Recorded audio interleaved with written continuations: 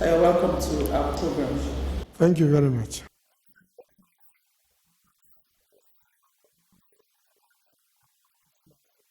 Let me start historically. The position of Katsina, not only in northern Nigeria, but the whole of West Africa, even before the demarcation of what is now Nigeria, Katsina has been in existence as a commercial Asian city, also a center of learning. Some of the signs of Katsina being a center of Islamic learning is still standing, the Gobara minaret, which is over 500 years. So, and Katsina has played an important role through people who either schooled in Katsina or sons and daughters of Katsina who occupied various positions in Nigeria before independence and up to this moment. And Katsina, within the northern region of Nigeria, we produced the first female doctor. Was produced in Katsina. And even now we have made another history. We have produced the first woman senior advocate of Nigeria. Also, Katsina produced among the first indigenous judges, Justice Muhammad Bello, the first governor of northern Nigeria after the military, Hassan Usman Katsina, also from Katsina. So if I go on and on and on, up to the current president, that were the only state in this country that will have produced presidents 4 times. All the people that I mentioned were educated through the native authority. What was the mainstay of native authority at that time was agriculture and livestock. So I do believe even today, if we concentrate, apply science and technology, agriculture is still the way out for people of Katsina State.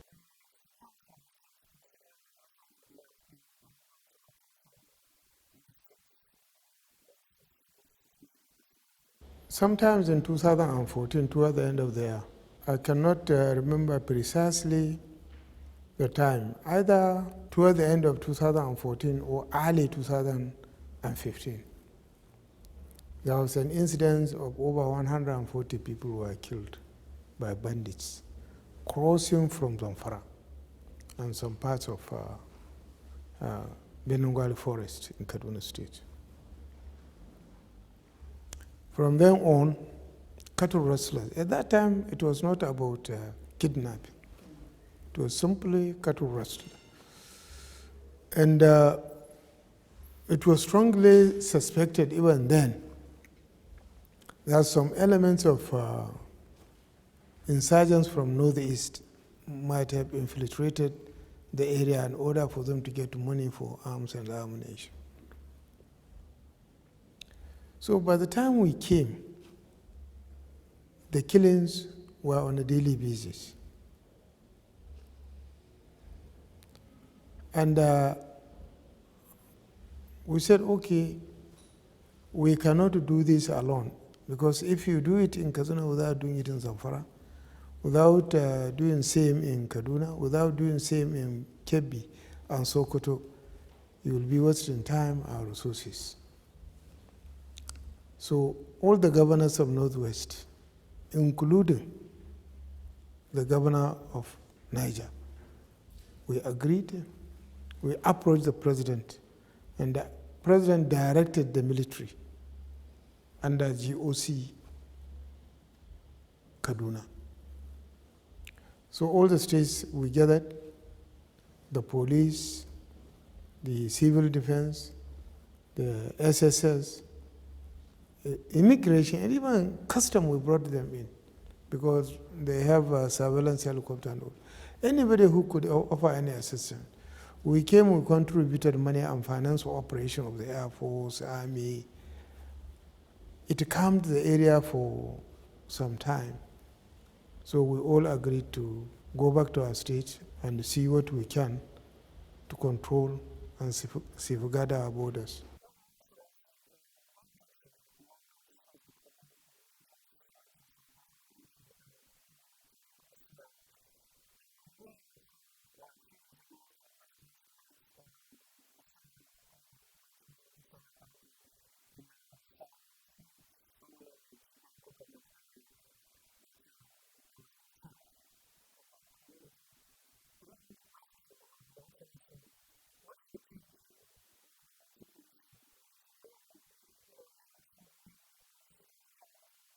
I absolutely support the idea of community policing, especially if it is done properly. Properly in the sense that the community, each community is involved in selecting and training those who are to be the community police. Because when we say a community police, it means somebody from there who knows everything about the community. And the community, they know him, they trust him. After all, as we are talking now, communities, they have vigilante groups in every village. They support the vigilante group with materials, working materials, such as torchlights, batteries, cutlasses, and the thing that they can protect themselves. And the attack on Sayao, yes, it happened. And we are following up because it happened on the border with Niger. Some of these bandits come from Niger Republic. In fact, the rescue mission, also the military from Niger participated in the rescue mission of recovering the dead bodies and securing those that have been kidnapped. And when the president was in Masari, we told him that this is not over. We are having some sports attack. Because the people are now determined to protect their belongings. That's what we call the killing of Sayao. What happened? They came and stole 4 cows. And the people were advised don't to go report to the police, to the army. They said they will follow them. When they follow them, they ambush them.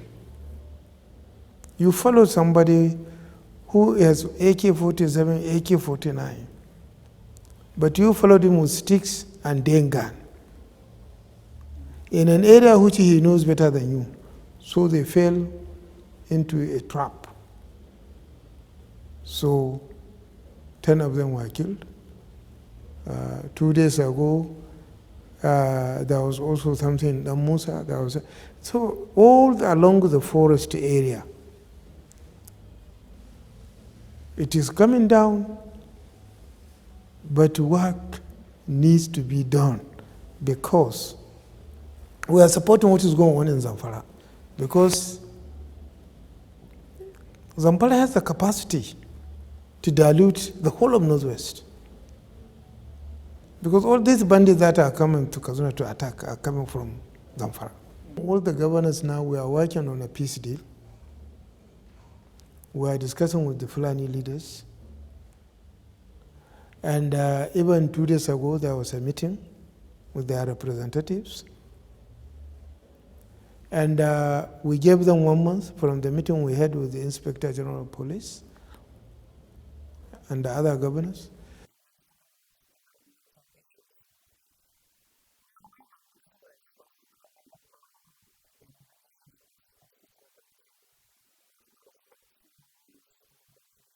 As long as the policy of government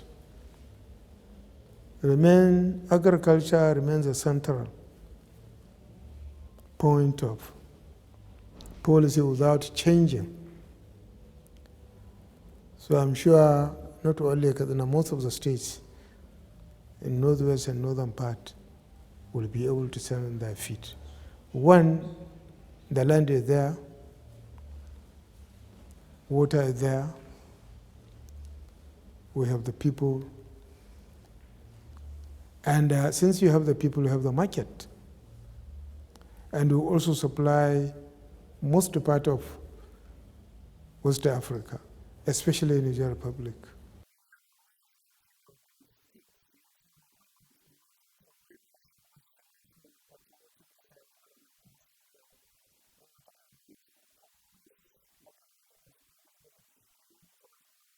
Well, you see, one thing which we have not done for a very long time, to engage two most important critical stakeholders in nation building, women and youth. You see, our educational system is such that everybody is aspiring to go to university or must go to polytechnic or any tertiary institution. How many places do you have? How many people can make it to tertiary institution? What is the fate of those who are left? And what is the fate of those who haven't even gone to school? They are indigents, they are Nigerians, and indigents of the states. So we believe that will be creating opportunities if you have mechanic village. If we organize, we have a systematic something that we can be able to provide in all the local government headquarters. And gradually, even to the villages on a smaller scale, building economy on the basis of economic activity of a village, of a local government. In most of our local governments you go, you cannot find proper mechanic, proper electrician, plumber, mason. So really, I think the idea of this mechanic village is to create opportunities for those who are not able to make it higher education and to keep them involved, including those who are not opportune to go to school. Simply put, the land of Katsina has been the same thing, the same size for thousands of years. What is the population? The competition for space, land and its resources is there. So obviously, unless you build your economy on the people themselves, so sustainability becomes difficult. So the mechanic village is only one out of many initiatives we are working that will put young men and women to work.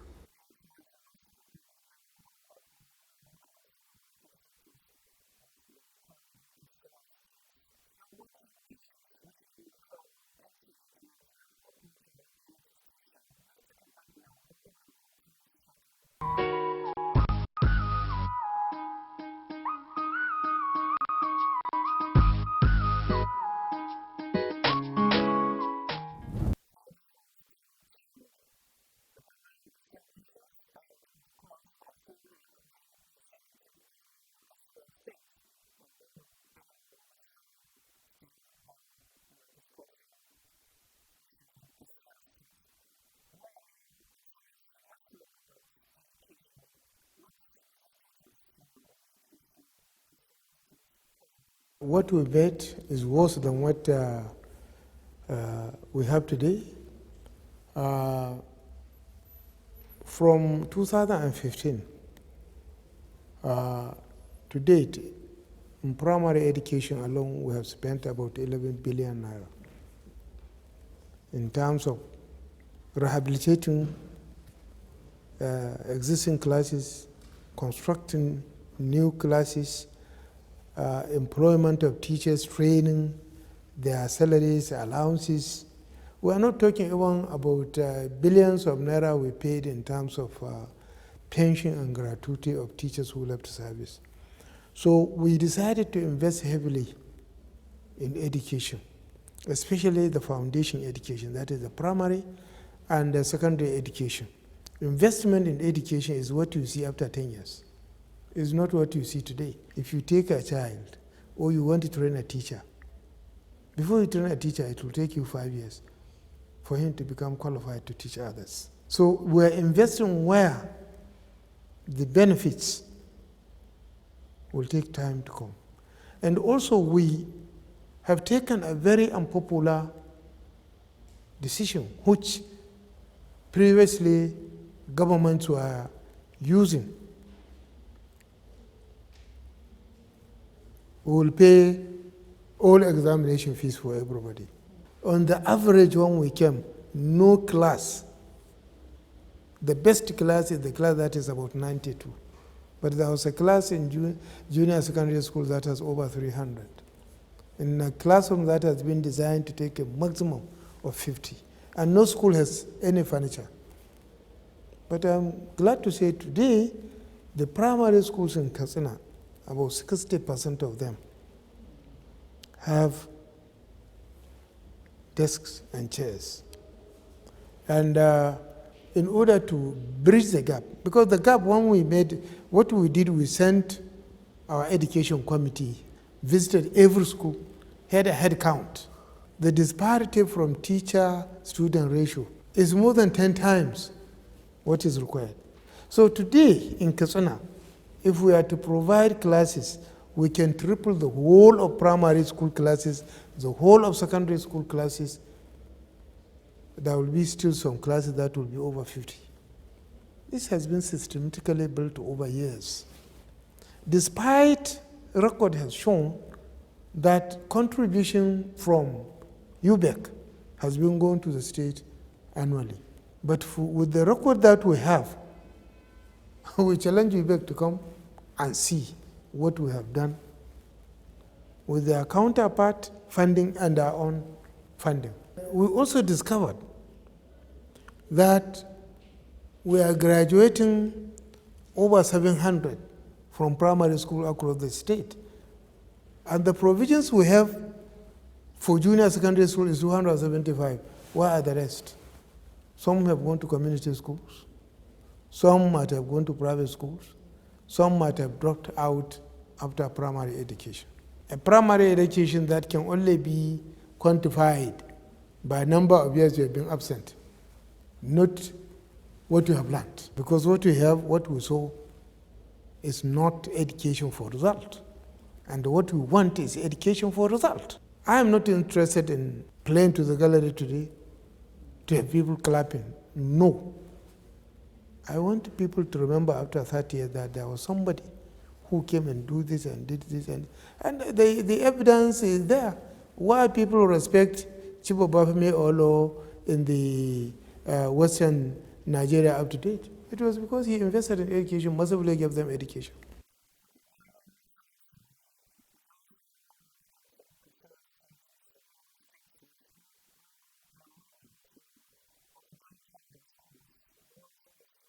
That was before. Go and check the record today. Definitely, we have improved significantly in terms of girl-child enrollment in school. We have taken special interest of what affects girls in particular. And we have, working with the DFID, training women teachers at Isakete College of Education with the sole purpose they go back to their rural community. And even last 2 weeks, what we agreed with them that we will give them appointment attached to a school. In Katsina, we have traditional, the first hospital in Katsina was the Katsina General Hospital that was built in 1950s.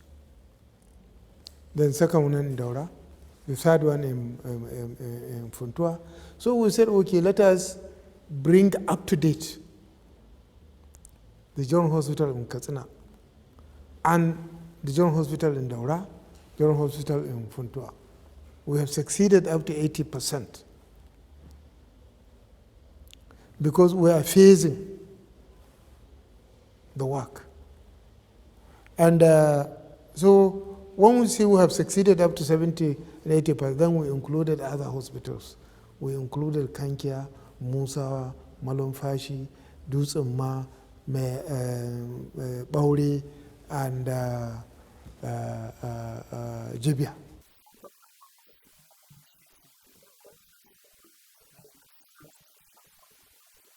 Of recent, we bought 25 brand new buses. It's shocking. Katsina city or Katsina state, where you can find thousands of articulated brand new trucks bought by people. Today, nobody can afford to buy a brand new bus and put it on road because the economy has gone so down.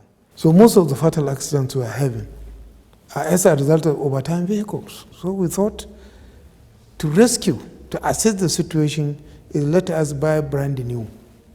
And for those fleets that are unserviceable, we dispose of them. For those that can be put back to work, we bought new engines. Now, for every 6 months, they will buy another 25-seater or 32-seater bus and put on road. For those that we manage that cannot go far, we allocated some to Fudma, 2 of them. I say they should take a repair and use so that they can transport students from Dutsemma town to the permanent site of Federal University. Then others we put from Polytechnic or Maria Federal College of Education into Katsina so that we can ease off the transporting pressure on the students and their parents. We form a new board, a new general manager with a mandate and the system of 1/3 for salaries, 1/3 to save for purchase of new, 1/3 to keep against any breakdown or major repairs. This is what they are operating up to now.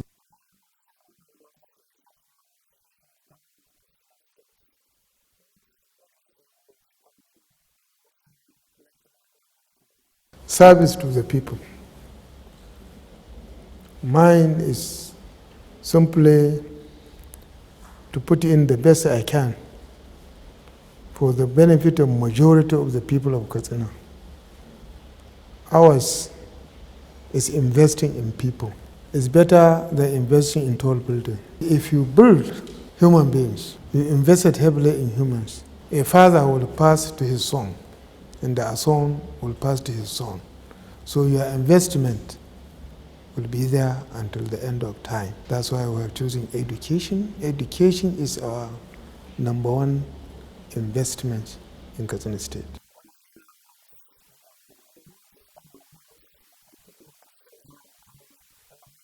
We appeal to people for their understanding, their support, and their prayers. The job is not easy, but is doable, especially with public support and understanding. So I think if there is understanding that leaders are trying to do the best they can, that does not mean people should not ask questions. No, people should ask responsible questions. I think there is need for collaborative understanding between those in governance and the people that are being governed. Thank you very much, sir. Thank you. It's really a pleasure talking with you today. Thank you very much.